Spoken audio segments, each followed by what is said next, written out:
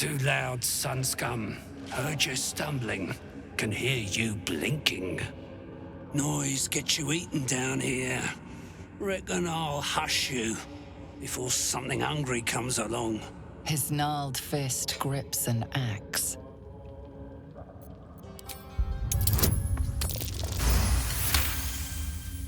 Sooner I get rid of this one, the sooner I can get back to doing the Absolute's work.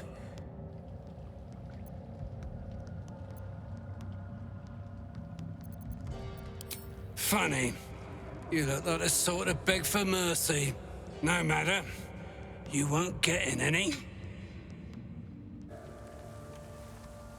I was just settling in and reviewing my latest findings. Mind flayers, cultists, and, of course, your esteemed company.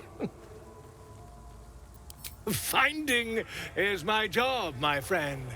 If there's anything in the world worth knowing, I assure you, I do. Why, I'm practically an expert. They've tentacles, you know? Quite shocking. The druid Halsin had some kind of mind flare specimen in a jar in his quarters. A replica, no doubt, but truly fascinating to see up close. Here, on the Sword Coast. Impossible. That can't be. You're mad.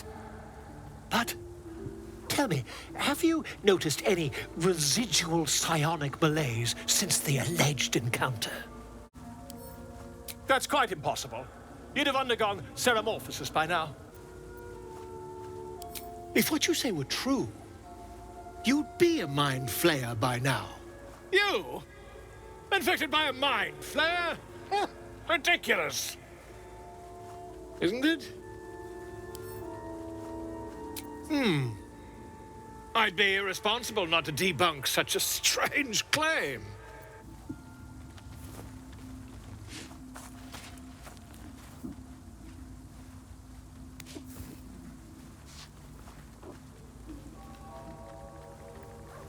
If I just peer in your eye, I could quickly... Oh, dear sweet gods! I mean, yes. I suppose I can. I'll need to research the particulars, however. Give me a bit of time, and I'll have this little issue sorted. The infamous Underdark. Don't worry of the dangers you can see.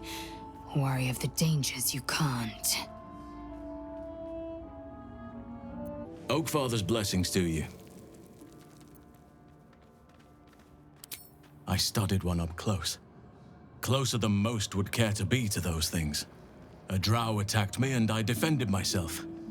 Afterwards, I was able to examine the tadpole that emerged. Hideous, but fascinating. Like nothing else in nature, I'm glad to say. Hopefully, I've chosen a successor as first druid, Francesca of the High Forest. I sent a bird to summon her. Precisely. Who indeed? You do not know, and neither do any of the others. The Grove needs to move beyond the mistakes of the past. What it needs is an unknown quantity. An outsider who can enforce the Oakfather's teachings without bias. This is why I chose Francesca. She will restore simplicity and purity to the Grove in my absence. Contrary to how some think of us, we druids can play politics when necessary.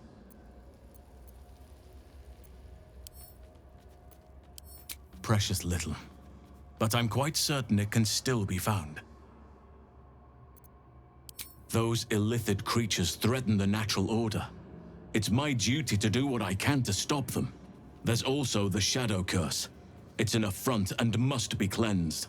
I helped overthrow Ketheric Thorm and his Dark Justiciars years ago, but I failed to prevent him from unleashing darkness across the region before he was defeated. If I can join you and get close to Moonrise, perhaps I can lift this curse, just as you find a cure for your infection. Well, There's hardly anyone left to share the responsibility with. Few who witnessed the fall of Moonrise still draw breath. What Ketheric Thorm unleashed is not something that nature can undo by itself. I must do what I can. I studied the Shadow Curse for years, but to truly understand it and stop it, I must reach its source. It's had the whole region around Moonrise Towers in a chokehold of darkness and despair for years now. Those who remained are shadow cursed. If you don't die at their hands, then you become one of them. We have to get to Moonrise, but the less time we spend in its blighted surrounds, the better.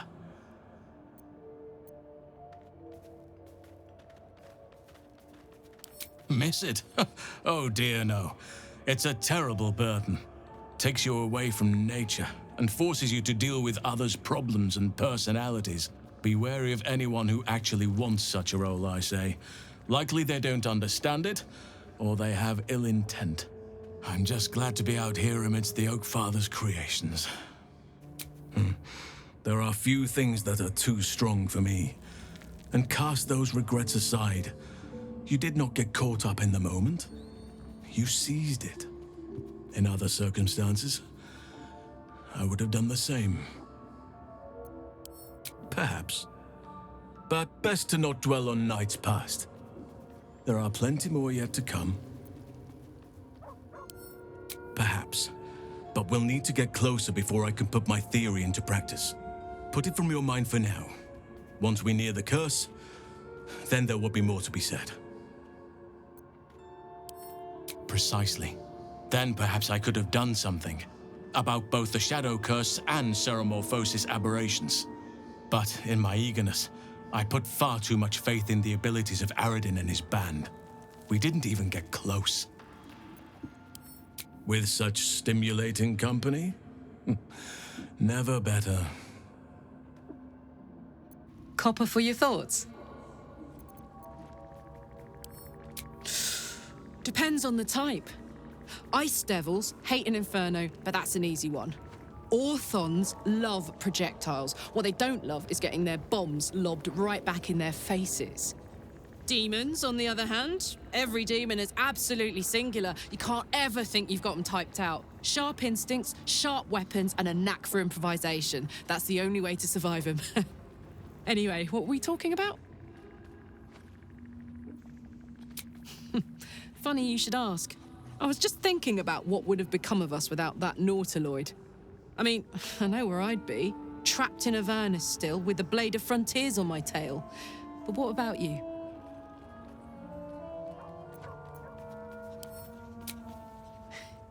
I can picture you getting mixed up in some outrageous shit.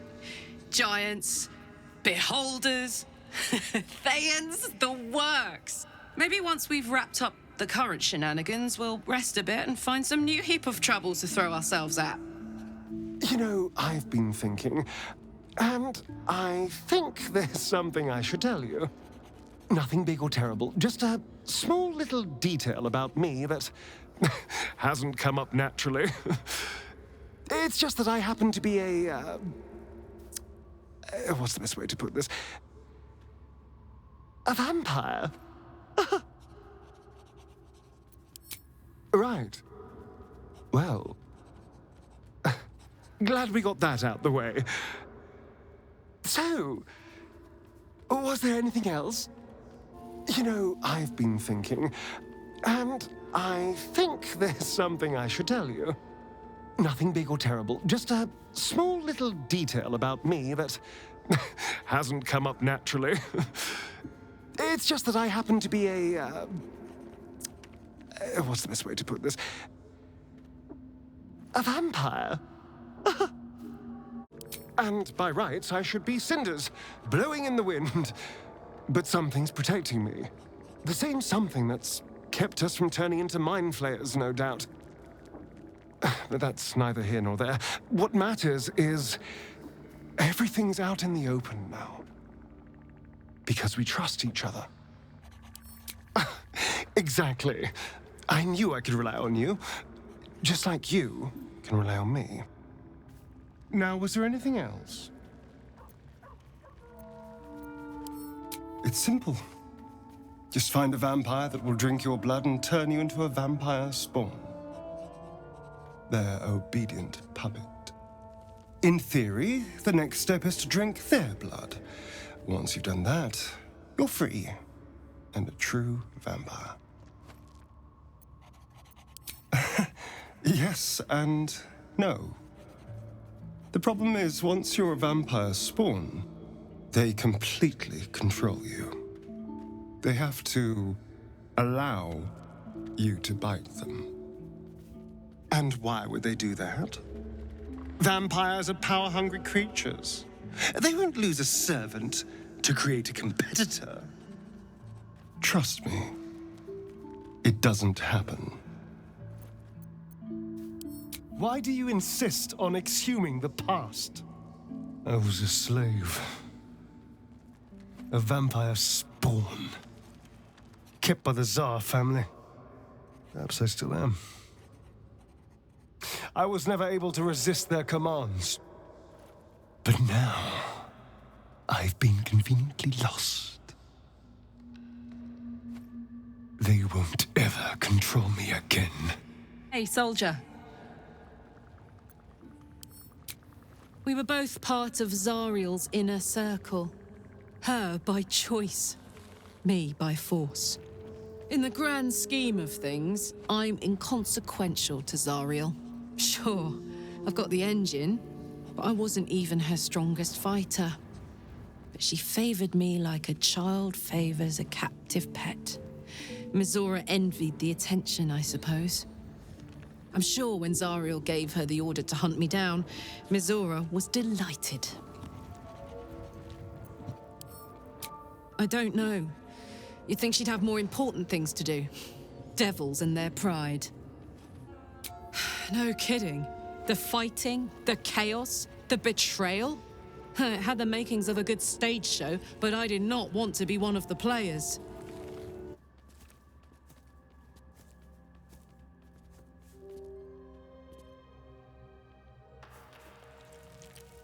The air is heavy. Moisture drips down your forehead. Pain shoots through your fingers. Your hands shake as they reach upward. Your forehead remains drenched no matter how much you wipe.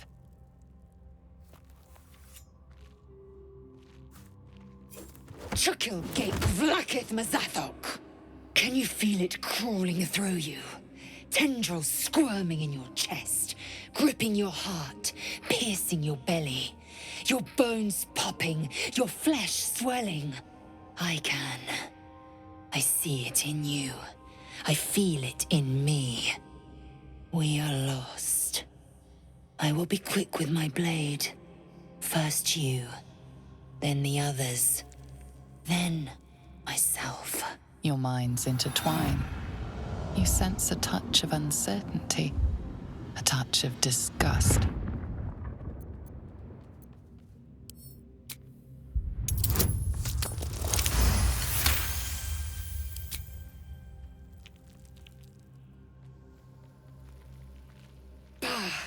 I cannot trust my own mind, so it seems I must trust yours. I will wait, but know this, I am watching. If the sickness does not pass come dawn, I will end us all.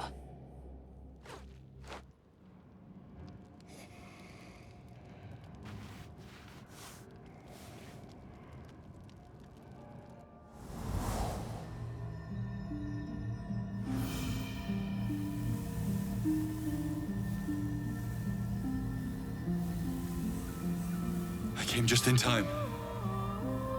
You are transforming.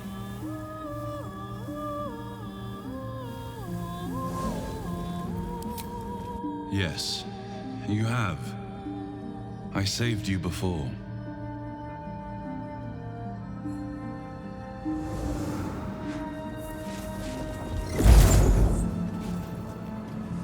I'm here to save you again.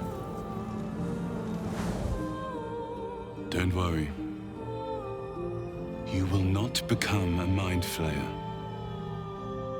Not while I'm around.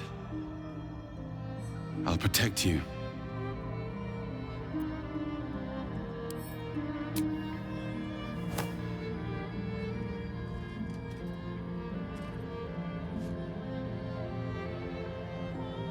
much time, so listen closely.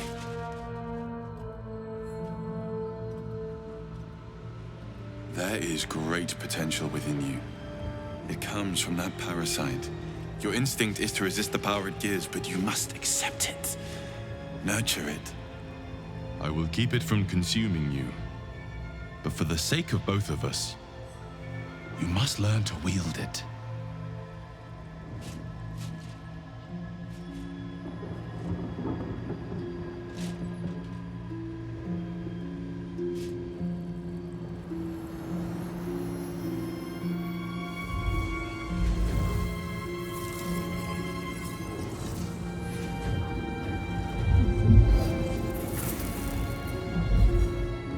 Fight for the fate of Faerun.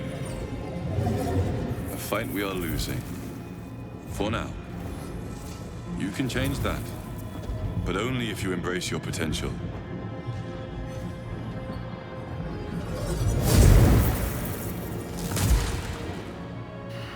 I have to go.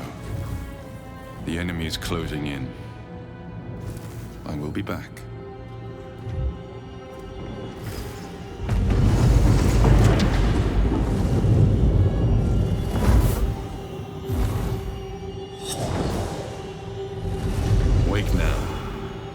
You'll feel better. I promise.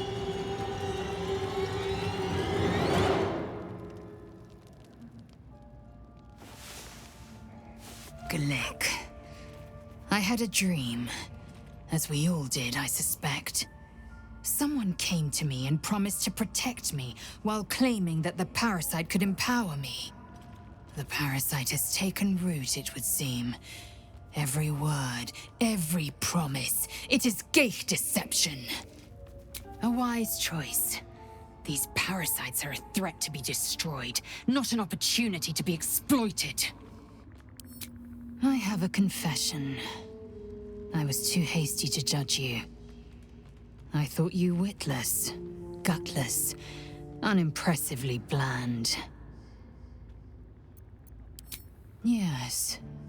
All that is true. I am cold as the sea of night.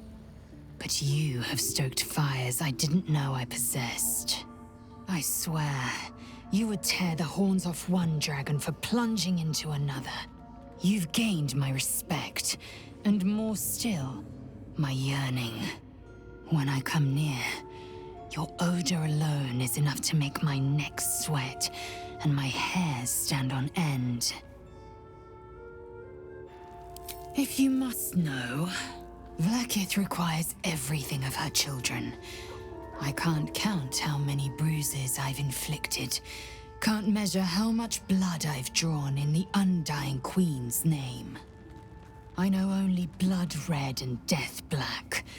My mind is silver, and my body steel. I am what I must be, say what I must be, to survive every beast I face and every wound I bear. Bah, enough talk. I will be plain. I want to taste you. Perhaps tonight, perhaps later. But I want it all the same. Do you? Your loss, I fear. One day soon, you will wonder how my lips might have tasted, how my fingers on your skin might have felt, and you will wish you could return to this lost moment. I had a wild dream last night. This beautiful entity came to me, promised to protect me, told me the parasite in our heads could give us power. Sounds like it. What did you make of it?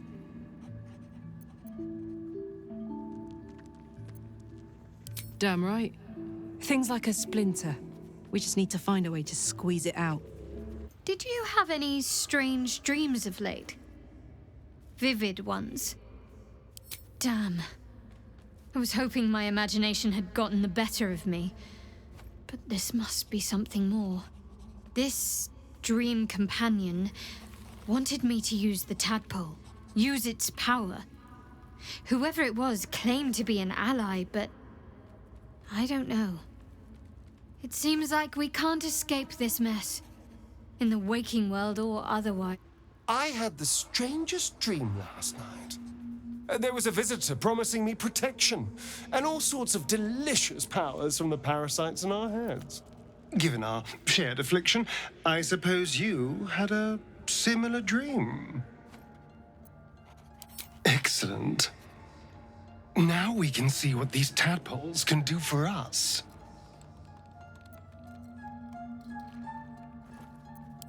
Is there a reason you're such an utter drip? I mean, do you have some sort of condition? Honestly, it's like you hate good news. Did you actually want something, or are you just here to spoil my fun? I had a dream last night. A vivid one. And so did you, judging from the way my tadpole is tingling. Someone came to me and promised to protect me while claiming that the parasite could empower me. Tempting as these powers sound, we should recognize this dream for what it is, the tadpole's little trick. No good ever came from trusting honey-tongued strangers conjured up by illithid worms.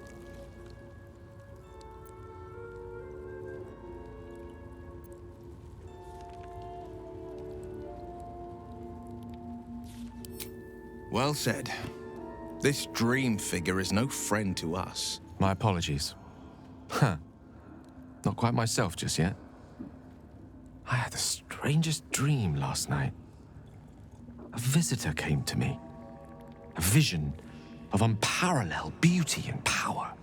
She told me she was watching over me, protecting me, and that our tadpoles could prove beneficial if we embrace what powers they have to offer. An uncanny apparition. Not entirely sure what to make of it.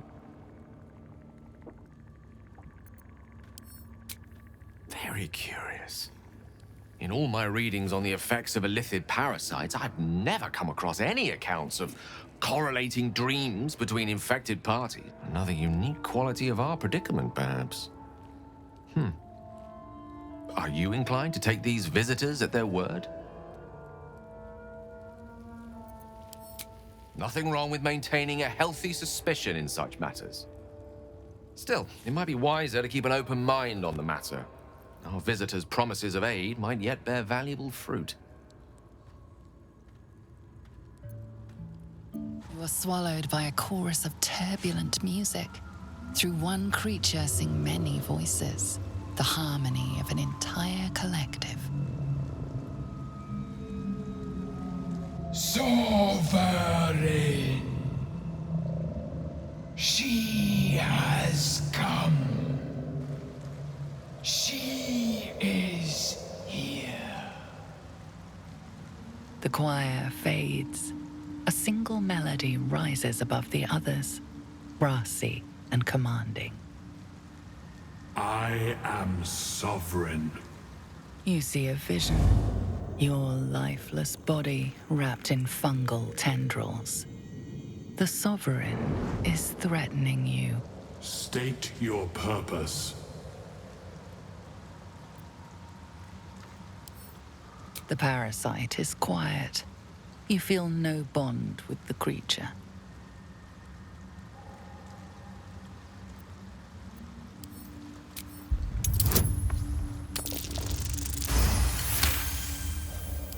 You detect a distinct quiver in every note.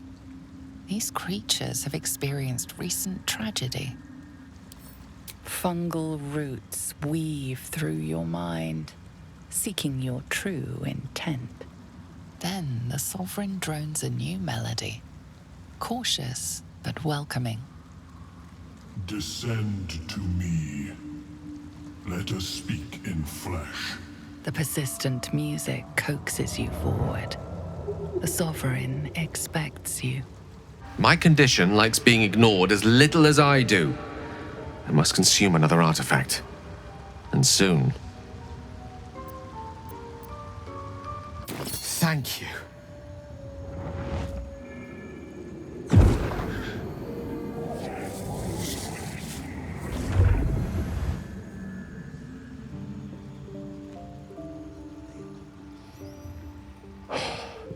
Good gods.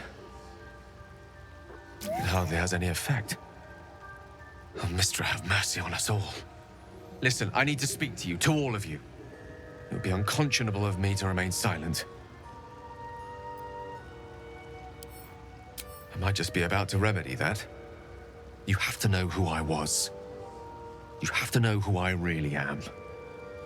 What I am is a walking shadow of the promise I once held. I'm what one might call a wizard prodigy, who from an early age could not only control the weave, but compose it, much like a musician or a poet. Such was my skill that it earned me the attention of the mother of magic herself, the Lady of Mysteries, the goddess Mistra. She revealed herself to me and she became my teacher. In time, she became my muse, and later even my lover. I am, after all, the villain of the tale. We enjoyed each other's company. Body, mind, and soul. But even so, I desired more. You see, no matter how powerful a wizard we mortals can become, we never scratch more than the surface of the weave. Mistra keeps us in check. There are boundaries she doesn't let us cross. Yet, every time I was with her, I stood on the precipice, gazing into the wonders that lay beyond. I sought to cross her boundaries.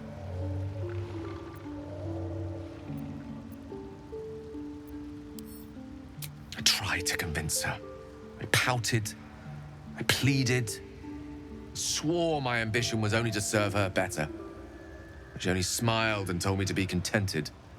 But inconceivable as it seems to me now, I shared a bed with a goddess, and yet I wasn't satisfied. So I sought to prove myself worthy to her instead. We come now to the crux of my folly. Shall I share the story behind it, or would you rather head straight to its sordid finale? Very well. Here goes. Once upon a very long time ago, a mighty lord lived in a tower. A flying tower, to be precise. I'll save his history for another time, but the gist of it is that he sought to usurp the goddess of magic so that he could become a god himself.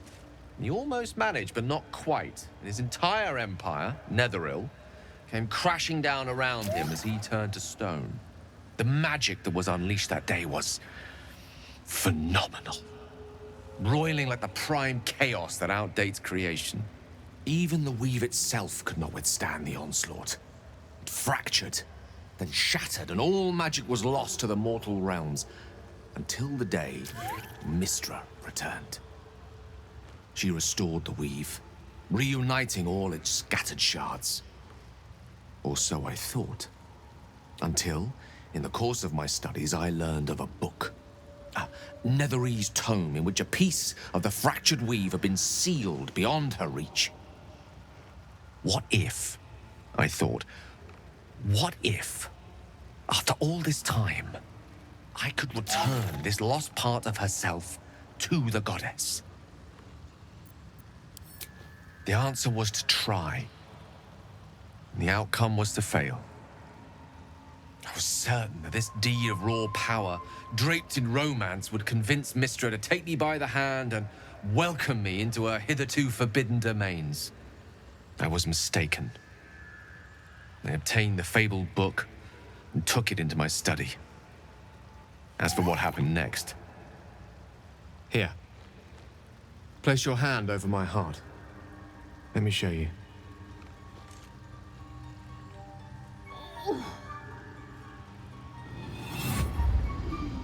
You feel the tadpole quiver as you realize Gale is letting you in, into the dark. You see through Gale's eyes, staring down the corridors of a dread memory. A book, bound, and suddenly opened. Inside there are no pages, only a swirling mass of blackest weave that pounces. Its teeth, its claws, it's unstoppable as it digs through and becomes part of you. And gods, is it ever hungry. What is it? What do you see?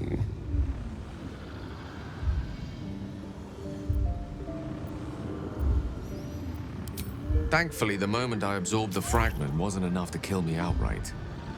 It was only the beginning.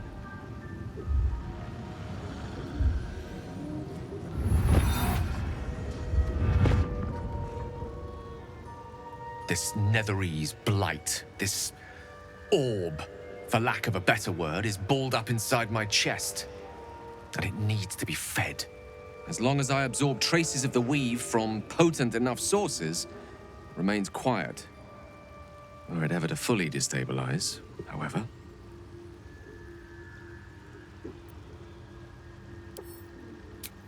I will erupt. I don't know the exact magnitude of the eruption, but given my studies of Netherese magic, I'd say even a fragment as small as the one I carry, it'd level a city the size of Waterdeep. We might chance upon a king's collection of magical artifacts around the corner. We might cross paths with a miracle round the bend. Then again, we might not. All of this, it must feel like a betrayal. Say the word, and we'll part ways.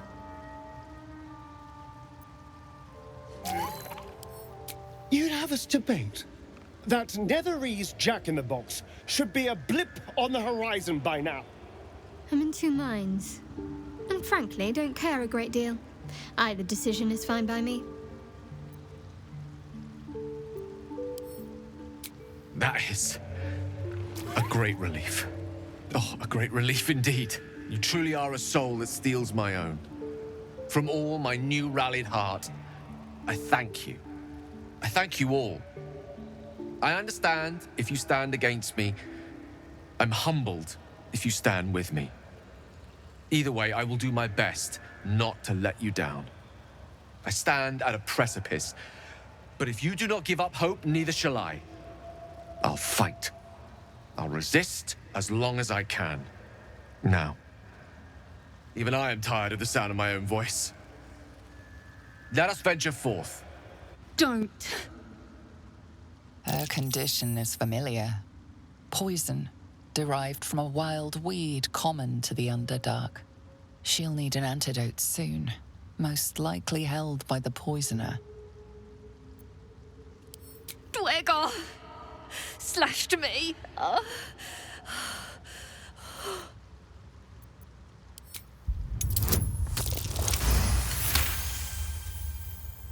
Like dwarves, Dwegar have innate resistance to poison, and thus no need for intricate brews. Though deadly if left untreated, the poison can be cured by the antidote or natural remedies. Not going anywhere.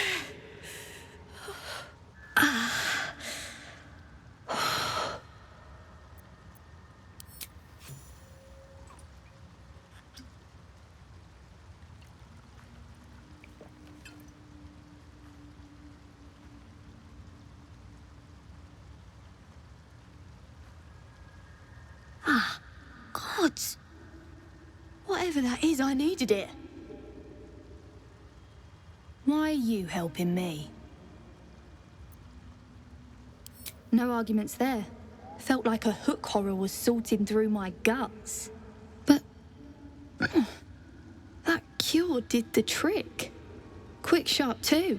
I thank you for your help, but I gotta get moving. Oh, It hurts. Gale's garters. Oh, I don't have time for this. My kin need me. Maybe not, but you are. I need you to rescue my kin. We can pay. We're Ironhand Clan, best artificers in Baldur's Gate. We were on an expedition down here when the Dwegar snatched us up. I got away, but not the others. The Greys have them digging out some old ruin across the lake. Just mining for materials. Nothing unusual. The briefest hesitation, but enough. She's lying. But our work pays well. Help my clan, and we'll make it worth your while, I swear.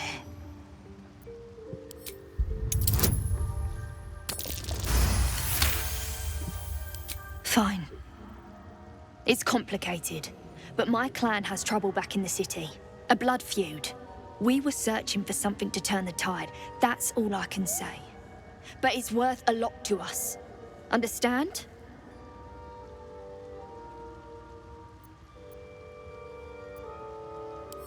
Thank you. Only wish I could go with you.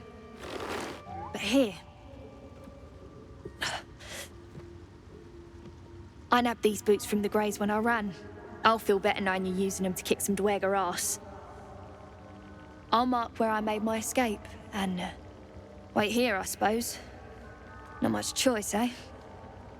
The Sovereign's thick fingers stroke the corpse at its feet. A droning melody greets you as the creature turns its gaze to you. Flesh talker, I show you a memory. Watch and listen. A violent vision grips you. Dwerger, dark dwarves chopping myconid remains. They broke our peace. They killed our young. The Sovereign's song slows to the pace of a dirge. It is still in mourning. We laid waste to many, but intruders remain. Lakewood. The Sovereign's song halts as it measures your worth. I sense your resolve. You will find Dwergar invaders near Lake's Edge. Cleanse the rot. Destroy them.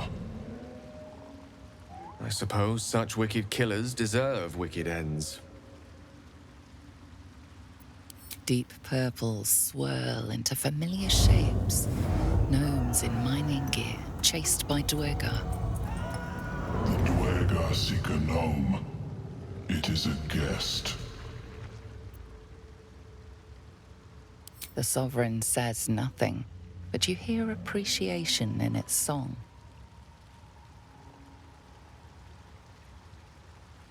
The music shifts, still melancholic, but now streaked with hope.